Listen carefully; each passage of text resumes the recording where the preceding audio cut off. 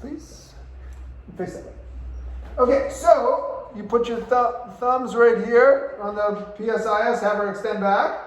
Okay, so I checked her, and both of my thumbs dropped. So she didn't have an upslip. Okay, and I wouldn't expect her to have an upslip at this point. But her pain was in the front here. Okay, so normally what I do is I'll go like this. So let's say if it hurts to extend back and she doesn't have an upslip, then I'll go like this and I'll hug both SI joints, open. I'll gap them open like that. And I'll say, and a lot of times it relieves pain all over their back or in the center of their back. You'd be surprised what bilateral SI joint dysfunction causes. So you hug them both open and hold it and have them extend back and say, now do you still have that pain, right?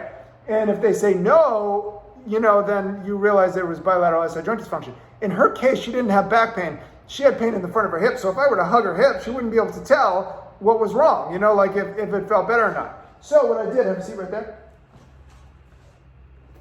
Just have a seat right here. I'll take it off. So what I did was I went like this. So I said, you feel it right now, right?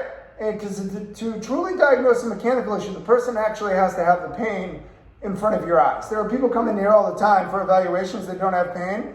I'm like, I pretty much know what this is because I do it for a living, but I can't give you an accurate diagnosis because you don't have any pain. So you have to get them out of pain, realign them, and then that tells you if the pain goes away, what was wrong with them, So what I did is I said, squeeze this ball. So what I'm doing is I'm gapping it with the adductors. Boom, like that, okay? And I said, now kind of move around like you did. So I reproduced it before. She moved around. She said, oh, and it hurts in my hip. And I said, now do it. I had her squeeze. And she said, it's gone. And I said, yeah, it's still an out flare, but thank you. But what happened was by doing 10 pounds on not just adduction, but abduction, caused it to get flared up. So what I find is that people that do abduction going out to the side, they torque their back a lot, especially at higher weight levels. So if the upslip is stabilized, I wouldn't go up with weight on the abduction. It's always adduction that you need to, that we're waiting to open, the jaws of life to pry that thing open with adduction. Okay. So I would, from now on, I actually am not going to, if somebody has a stable upslip and gluteus medius is strong, I'm not going up on weight, and I'm not telling them to do the same thing that I'm telling them to do with adduction, increase the weight in sets and reps to failure on abduction, going out to the side, okay? Because they torque their back. And that's what happened in this case. So I'm like, don't worry about it. I'm not too worried about this. Let's let it calm down. Stop doing the exercise. We'll let it calm down for a week or two. And then I want you to just do what you normally do with abduction, just to keep it in alignment, the upslip.